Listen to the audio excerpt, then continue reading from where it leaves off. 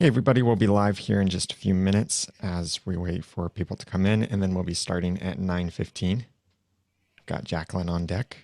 Hi, everyone.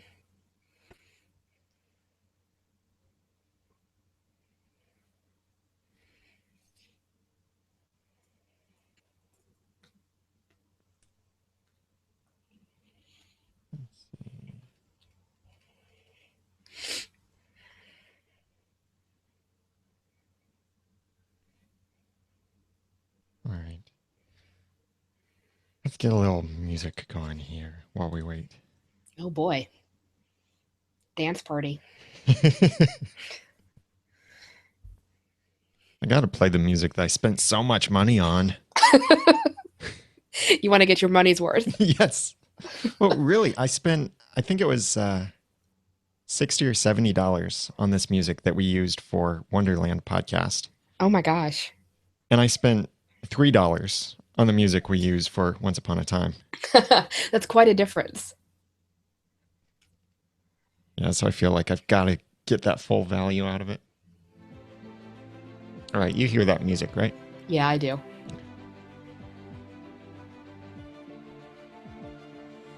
Oh, I look pale because this button is not working. Why is the button not working? It's not That because you button's don't go working. outside? Yeah, I'll be right back. Okay.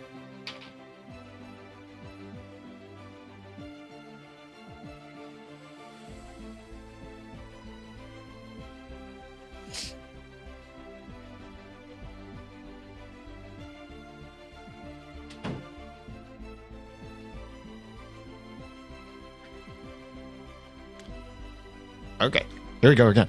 I'm looking pale because these weren't on. Now I'm looking even worse.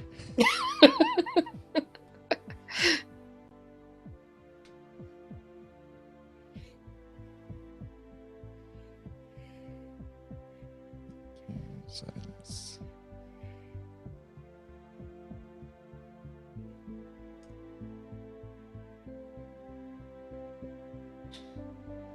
All right, there we go. Now it's looking better.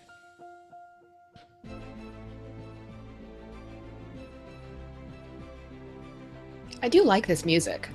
I do too. I keep trying to think of where else could I use this? You could just like randomly insert it into your other podcasts just Yeah. for reasons. Yeah, I did once think about switching one's podcast to using this music, No. but yeah, it totally breaks the branding, and I did choose this music thanking Wonderland podcast. Yeah. And everything that Once Upon a Time in Wonderland looked like it would be, and what establishes that in music form. It does kind of have that epic romance and adventure quality to it. Yeah, exactly. Yeah, you were there, right, when we were trying to figure out the other ones? I think I posted somewhere Yeah, I think you or did. emailed. Mm-hmm.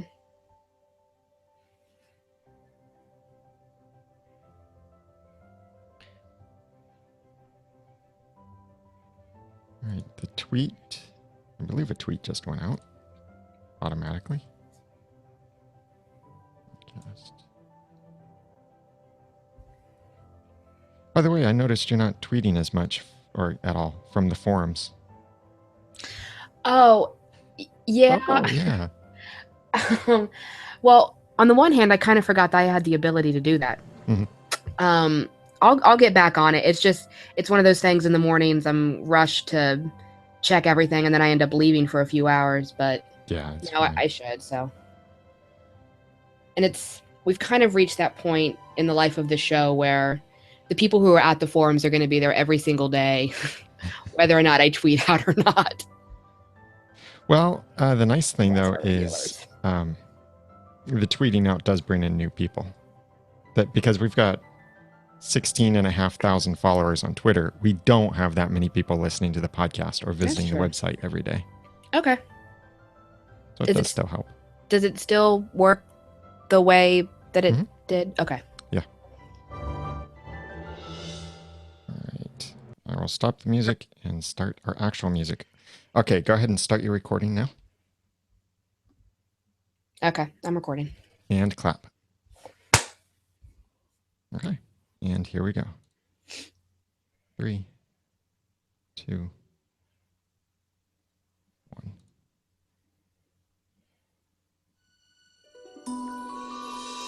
Hold on, that doesn't sound like the right volume level. That wasn't the right volume level. All right, here we go.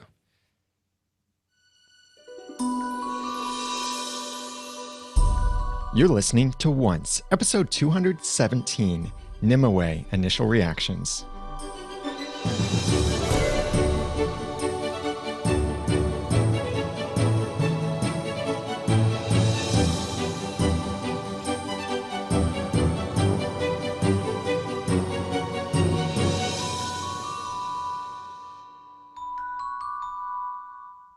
Welcome back to another episode of Once, the unofficial podcast for ABC's TV show Once Upon a Time. I'm Daniel J. Lewis. And I'm Jacqueline. And we just finished watching this episode, Nimue. And Jacqueline, what'd you think of it? I think my brain may have exploded. I'm not sure if it was exploded with awesomeness or if it kind of just exploded in general, but it's one of those episodes that you're going to have to go and rewatch a couple times to really get straight. You know, I think I feel the same way because there were those moments that were really awesome. I was thinking, yes, this is so cool. And then there were the other moments that I thought, really? That's where you went with that? Right. There were a couple moments where I finally just kept asking, I don't understand what is happening right now. But definitely some moments where pieces of the puzzle finally fell into place, really after about 5 years with this show. So it was nice to see a lot of that backstory and mythology finally come together after so long. Yeah. Now, these are only our initial reactions. We're going to be a bit all over the place and we won't cover everything. That's fine. That's why we have our upcoming full discussion that you can listen to later on in the week. Subscribe at oncepodcast.com if you're not already, but we'll be a bit all over the place with this. One of the things that really stood out to me, and I'm eager to see how Keb tries to reconcile this with the great timeline, is it started out saying 1,000 years before the age of Arthur. Okay. Yes. I'm fine with that. Perfectly fine there. Yeah, except for the whole millennia thing that we debated in our recent full discussion episode. But I'm okay with 1,000 years. What I didn't like was they said 200 years earlier, which means 200 years ago from now. And that's when Nimue became the Dark One. But Rumpelstiltskin has been the Dark One for at least 200 years. I had a huge problem with that tonight as well. I was also watching with Josephine and Slurpees from the forums, and we were all very confused about the timeline. I don't know if it was an error that the writers didn't catch. Maybe they meant 200 years later, as in after that 1,000 years, because Rumpel's been the Dark One, like you said, at least 200. The best estimate I think Keb has is closer to 250. Mm-hmm. So that actually doesn't make a lot of sense. Yeah, and there was something else that they said about 500 years ago being the Holy Grail.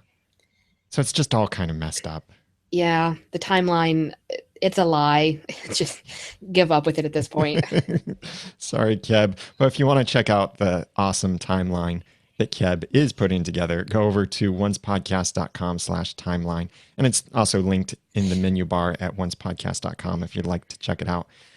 I really liked getting to see the origin, though, 1,000 years ago, that the power of the Dark Oneness was here in the Holy Grail. And as soon as I saw it, I thought, that looks a lot like the dagger. It's got the same patterns on it and such.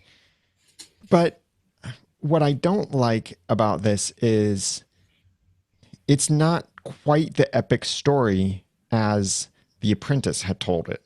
The Apprentice said a long time ago, the sorcerer battled the darkness and tethered it to a person that could be controlled with the dagger. Right. Merlin didn't battle anyone. I mean, he really just kind of talked to Nimue, and Nimue decided to crush the heart. He, quote, battled, unquote, the darkness.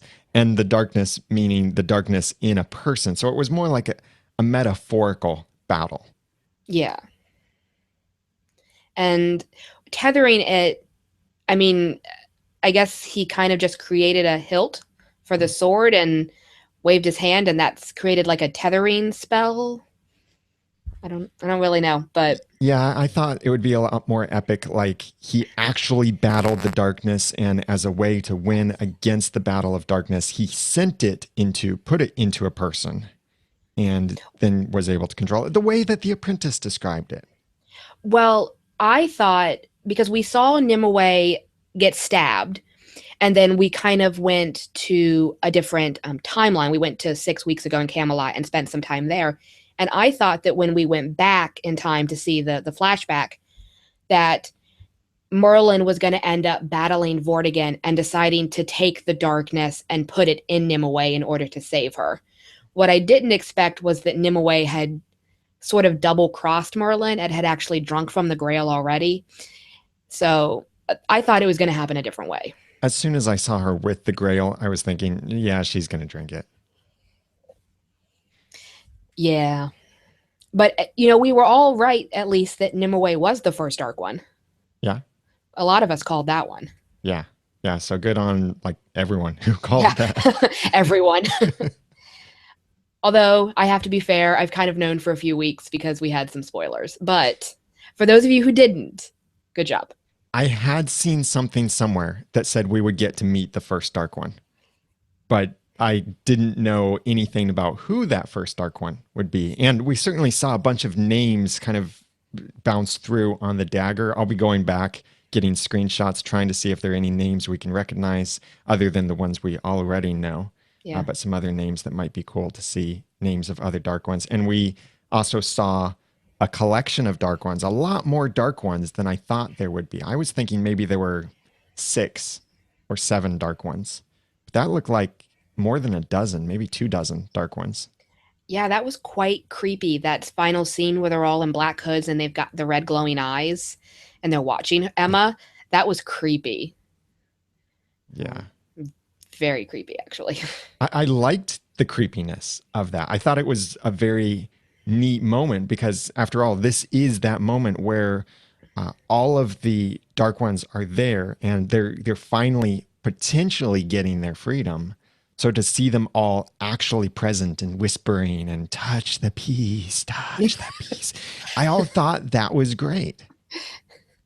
Yes, I like that they've sort of made these dark ones almost like a parasite that move from host to host. So, you can kind of make the case that as dark ones progress, the newest dark one is going to continually get worse and worse and darker because they have the weight of all of this darkness on them from previous dark ones.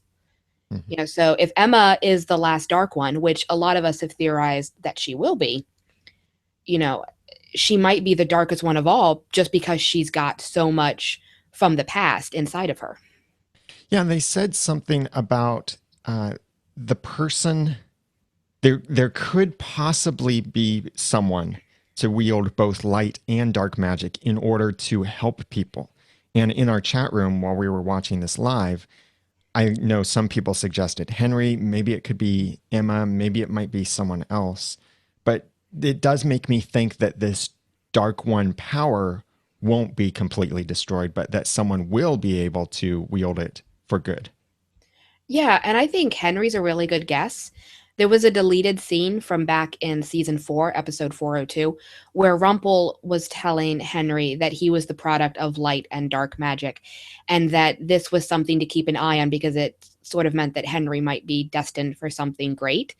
And, at the end of season 4, I thought, well, maybe that's just him being the author, but it could be that he's the one to wield both sides of that coin. Exactly. And so he could be the author and the greatest sorcerer and the dark one and the light one and all of these things. And I really think that when the series of Once Upon a Time ends, it will end with Henry writing the end, or they lived happily ever after, or writing something in the book and closing it and sealing the magic away or something like that. I think that is a great final scene. And I've often thought that the final scene of this show would be something along those lines because it really begins. I mean, the story of Once Upon a Time begins really with Henry getting on that bus and going to find Emma and, trying to explain to her what's going on in this small little town in Maine. So for the final scene to be Henry closing the book and all the stories are finished and everyone got their happily ever after, I think that's a good ending. Yeah. Now, speaking of happily ever after, it takes a hero to bring happily ever after, and you can be a hero to the podcast. We have some great heroes to thank for supporting this episode of the podcast. David Newland, Lisa Slack, Simon Grunden, one of our new heroes, Sarah Cochran, a new upgraded hero, and DJ Firewolf. Thank you very much for your support. We also now have 30 backers on Patreon supporting the podcast, enabling us to do great things with the podcast and try and be a hero to you and a hero with the TV show. If you would like to be a hero for the podcast, then please go to oncepodcast.com/hero. There you can sign up for a regular monthly contribution as little as $1 or even more than that. Larger amounts, of course, help us better. But you can also shop with our Amazon affiliate link over there. So do your Christmas shopping after you visit our website and click on an Amazon affiliate link. And it doesn't cost you anything extra, but it does help support the podcast. It's a great way to get something cool, get some Once Upon a Time swag, or buy those awesome Christmas gifts, whatever they are, for your friends and family. Check out your options for supporting the show over at oncepodcast.com/hero. And thank you for your support. It was a little odd to me that Merlin could drink the cup. And I think it was because of his gratefulness. Yes, he asked permission, whereas the guy before him just sort of took greedily, and gods tend to not enjoy that. It does remind me of an account in the Bible where the children of Israel the people of Israel were crying out and complaining that, oh, we've had this manna that's been this miraculous provision by God providing them with this food. And they're complaining about it and they want meat. And God sends meat, quail, a lot of quail. And they're so bloodthirsty and literally bloodthirsty that they start eating the meat right there, not giving thanks at all to God. And then God started striking many of them dead because of that. And it reminded me a little bit of that. And there are other interesting biblical correlations between this episode and biblical accounts of things. And we'll dig more into that maybe in our upcoming full discussion. But yet, when that other guy tried to drink, he just poofed into dust. Exactly like Sir Kay did, because Yes. he's unworthy. Yeah. But yet, when Nimue drank, nothing like that happened. I thought that was strange as well. I don't know if we're supposed to understand that maybe whatever divine force exists in the Enchanted Forest, maybe it's looking the other way, maybe it has left the realm or something. I don't know, because I thought it was weird that they would allow Nimue to drink from the Grail with the idea that, I mean, obviously she was bent on revenge. So, Right. or I don't know, maybe Merlin suddenly became the quote unquote god of the Grail because he suddenly made the Enchanted Forest appear. Yeah. What do you think, that was the Enchanted Forest or Camelot? Well, it could just be Camelot, That's what I was thinking. but did you notice the entire surrounding that they were running through in the opening scene? It was just completely desert. Right. And according to Adam and Eddie, Camelot is just a short horse trot from the Enchanted Forest. Oh, yeah, true. So I don't know. To me, it was a very, he hath created the Garden of Eden. And I was like, okay, he's going to rest now on the seventh day or something. I don't know. I kind of got the impression that everything in that world was a barren wasteland until Merlin brought it to life. It makes me think a little bit of the Chronicles of Narnia series and how it's specifically in the book The Magician's Nephew, and it explains the creation of Narnia and creation of different worlds. And that always fascinated me as a kid reading about that. And here we have kind of the same thing. So we didn't only see the birth of the Dark One in this episode and the birth of Merlin the sorcerer, but also the birth of the location where all of these stories take place. I thought it was fascinating, but at the same time, I was kind of confused. And I promised Josephine and Slurpees that I would bring this up. So there was a lot of Christian symbology in this episode, not just like in the story and in the themes, but I mean literal crosses. Yeah. And I have a master's degree in religion, specializing in early Christendom. And I was very confused as to how they want me to understand that all of this literal Christian motifs are being found in a completely separate universe. You know, Christianity wasn't like born in a bubble. There's a lot of history and context behind it. Right. So, how it gets to the Enchanted Forest is something that kind of leaves me a little baffled.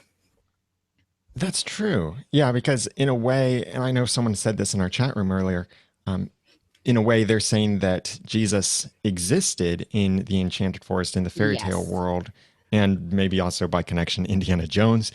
But uh, so are they then? Well, their whole take on this, we have to remember, their take is not that these stories, these fairy tales, are merely fairy tales and uh, just made up stories. But their take here with Once Upon a Time is that these are actual stories that happen in a parallel world and multiple realms. And now they're lumping in, well, they've Arthurian legend, they've been lumping that in. And uh, I think that we'll see them lump in more historical characters into this as part of, I think it's no longer a fairy tale TV show. That's the idea. It's more stories. What are the great stories we know? And now these characters are all interconnected with each other. Right, which makes sense. I just wish that the writers might explore the idea of why our stories that we know here in this realm differ so much from, the quote unquote reality that the Onceverse is presenting us with. So we all know the Snow White and Prince Charming story, except none of us really do because this is how it really happened, according to Once Upon a Time. Yeah. So, we all know Arthurian mythology, but this is how it's really happening. So why is it that the stories we know are so different? Right. And that our stories have existed for A decades very long time. before the story supposedly happened in a parallel universe that has parallel time. Yeah. That's kind Yeah. of stuff we're not supposed to really think about that much. Well, it's either that we aren't supposed to think about it that much or the writers don't think about it that much. Yeah. Yeah. We'll not get too much into which way it is. But we would love your feedback for our upcoming full discussion of the episode because we like to hear your thoughts and theories, expand our minds and stuff that you noticed and research that you know, the information that you've read. So please email us, leave us a voicemail, send us a voice message through the website. All of your options are available at oncepodcast.com. Send us your feedback for our upcoming full discussion. And those full discussions are on Wednesdays at 7 p.m. Eastern Time. Now, we've got two important changes for the Once Upon a Time TV show coming up. The first one is that this coming Sunday, that would be November 15th, 2015, it will be a 2-hour long episode. So woohoo on that. Lots of great Once Upon a Time in that. But that's followed by a little bit of bad news. On November 22nd, there will be no Once Upon a Time episode, but then we'll be picking up on November 29th. So the podcast schedule will also adjust accordingly for that. Enjoy your week with Thanksgiving if you're in the United States of America. If you're not, then enjoy your week anyway. But we'll be back with the normal schedule of the podcast through until the winter hiatus. So please send us your feedback on this episode and your thoughts and theories about what's going on. I still wonder a thing that hasn't been addressed in this episode, even though this episode was called Nimue and it was all about Nimue, they didn't actually show present day Storybrooke characters going to find Nimue? Yes. Because last week, Merlin's voicemail said that the only one who could help the Storybrooke gang was Nimue. Yeah. But now we know that Nimue was the first Dark One and that she really wants Emma to forge that sword, which Emma did. So it, it makes me wonder if that was a trick, if maybe the voicemail is a trick somehow. Hmm. I wonder. Well, Nimue is not alive. That's clear. She is not alive, even though she was the first Dark One. She was completely in Emma's head, but a very strong force inside Emma's head, just like all of the other Dark Ones. And now Emma has the completed sword. We still don't know what happened in Camelot that brought everyone back to Storybrooke, but that'll be probably the next couple episodes. So with the sword and the dagger reunited, now what's going to happen? And how does this tie in with, quote, finding Nimue, unquote? Yes. I would really like to know how Emma became the Dark One because she conquered, well, sort of, I guess, conquered in the moment that desire for power that Nimue was tempting her with. But yet we still have her as the Dark One in present day Storybrooke. Everyone's going to find Nimue, but we do not want them to find Nimue because, well, first off, she's dead. And second, she's clearly someone who doesn't have Storybrooke's interest in at heart, I think. Yeah. So there's still a lot of mystery to uncover. Yeah. I get the impression that Rumpelstiltskin was probably the Dark One for the longest amount of time, and that was probably because he held on to the dagger so that he couldn't be controlled and no one could take it and kill him and become the Dark One. Yeah, and I would say Zozo probably was the second longest if he's at the point where he just really wants to die. Right.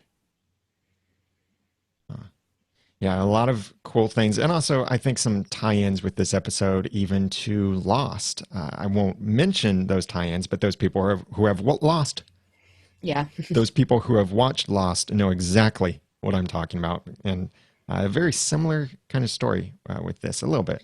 a little bit. Yeah. So Merlin's name is now on Excalibur. Yeah, that was weird. So he can be controlled, and Zelena was able to cast that. So now, yeah, That was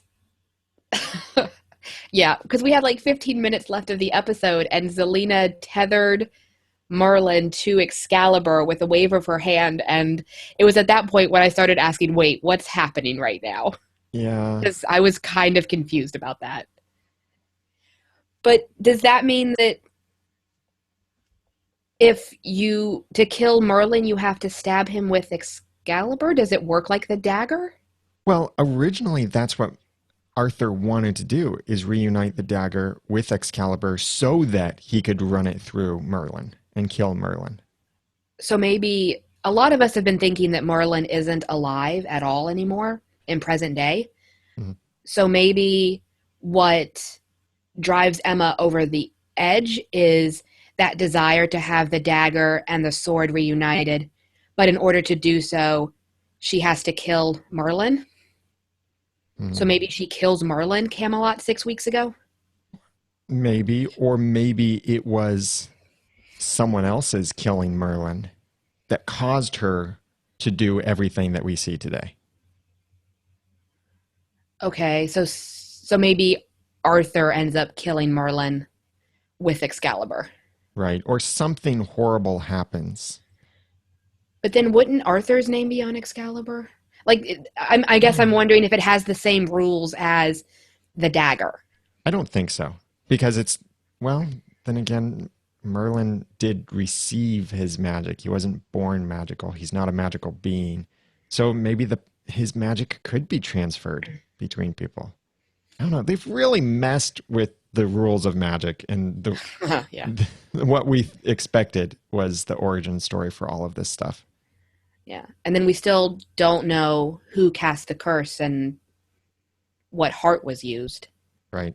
But now Zelena is loose back in Camelot and has her Right. magic. Okay, so I'm not a fan of Zelena. I think probably everyone knows this about me. I really do not enjoy her, but I I found her delightful this episode, I have to say, which is a first for me.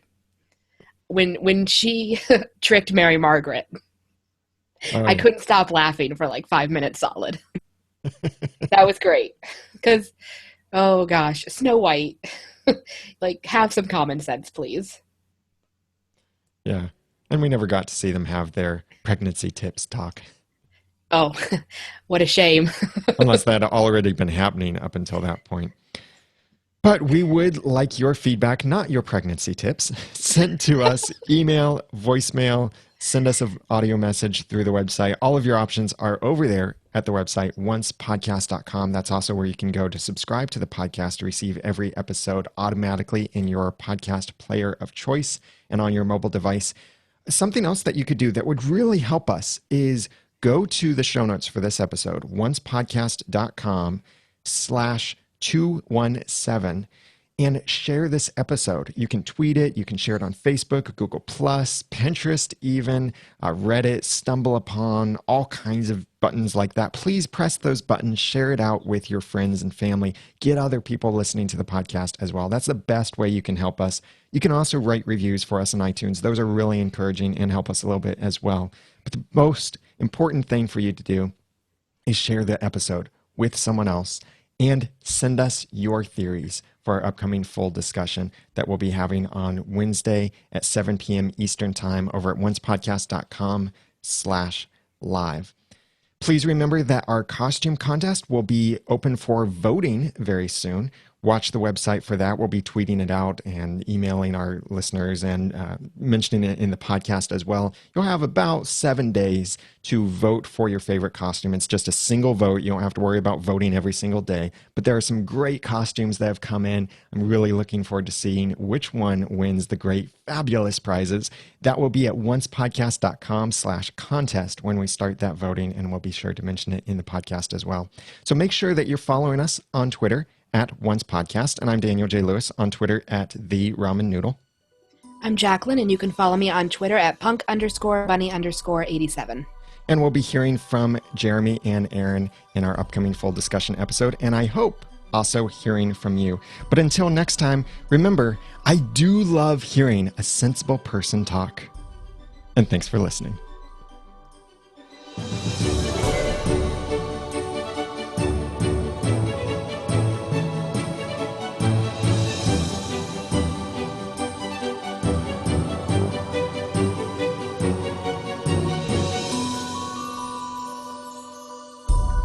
Once Podcast is a proud member of Noodle.mx Network. Find more of our award-winning and award-nominated podcasts to make you think, laugh, and succeed at Noodle.mx.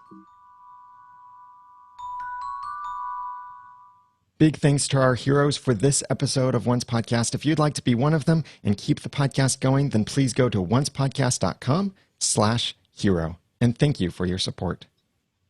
I think I want to do a different outro ending. And I Yeah, I thought you were going to. I also messed up the music there, so I'm just going to let this play. John, please use this recording of the music, not the other recording, because I pressed a button that made a bloop sound into the music track. So I'm just going to do this over. I'm going to go with that last closing in my notes if you're looking at the notes. And until next time, remember, we are proud of you, all of us. And thanks for listening. Ah, and I still messed up the music. How long have we been doing this? Too long. That's the answer. Too long. Blooper reel.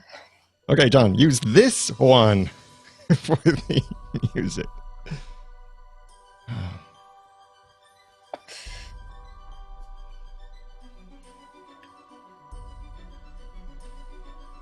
And until next time, remember, if you want to propose, go ahead.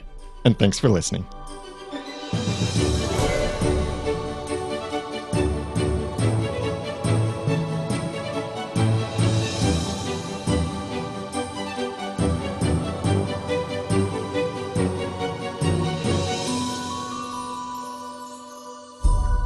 Once Podcast is a proud member of Noodle.mx Network. Find more of our award-winning and award-nominated podcasts to make you think, laugh, and succeed at Noodle.mx. Big thanks to our heroes for supporting this episode of the podcast. If you'd like to be one of them, then please go to oncepodcast.com/hero. And thank you for your support. Okay, now we're done. Woo. Which of those endings did you like the best? I liked the second one, the one about we're proud of you, all of us. I thought that was because you sounded really creepy. The last one was just weird. Yeah. Okay, so John, use that second outro. The not the music from it, but use the music from the third one. Use the voice from the second one. This is why we pay you the big bucks. John, just make us sound pretty.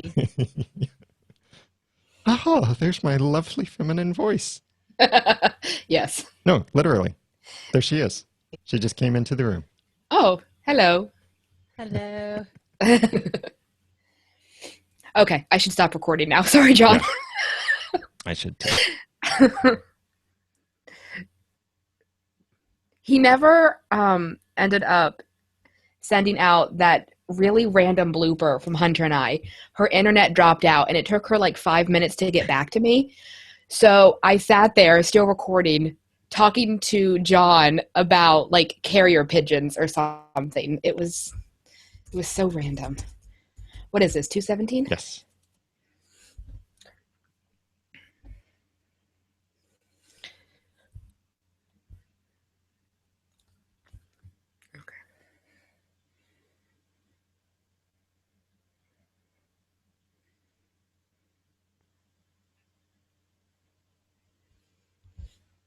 All right. Well, I will let you go. Yes, I should return to the forums to make sure the children haven't rebelled. They can't be left alone. No, they'll start fighting. It's mine. No, it's mine. That's my ship. No, it's my ship. Oh. How many pages now is the See, Captain you're joking, Swan? but really, that's been my life for 4 years. Yeah. Captain Swan is about 1,300, and Swanfire is about... So, yeah. See, you're joking, but really, that's been my life for 4 years. So, Yeah. All right. It's exporting, it's syncing, it's doing Okay. all manner of good things. Great. Thank you very much for being on the All podcast, right. Jacqueline. Yep, I will talk to you later. All right. Bye. Bye. Everyone else, thank you very much for joining us. We will be back on Wednesday with our full discussion. And I don't know if we'll be here or if we'll be on Blab, but we'll see after I look at the numbers for this and compare them to the numbers on Blab and think about that some more.